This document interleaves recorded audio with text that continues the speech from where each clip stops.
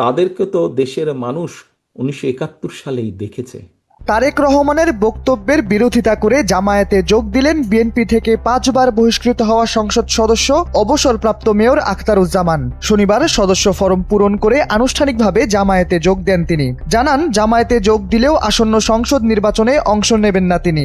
গেল 8 December virtual এক বক্তব্যে বিএনপির ভারপ্রাপ্ত চেয়ারম্যান তারেক রহমান বলেন, 71-এ কোনো গোষ্ঠী নিজেদের রাজনৈতিক স্বার্থ রক্ষার জন্য লাখ লাখ মানুষকে হত্যা করেছিল। শুধু মানুষই হত্যা করেনি, তাদের সহকর্মীরা কিভাবে মা বোনদের সম্ভ্রম লুট করেছিল এই কথা আমাদের মনে রাখতে হবে। তারেক রহমানের এই বক্তব্যের পর বেঁকে বসেন আখতারুজ্জামান। গণমাধ্যমকে বলেন, তারেক রহমানের এই কথার কারণে আমি জামায়াতে যোগ দিয়েছি। যারা এত লোক মারতে পারে তারাই তো শক্তিশালী।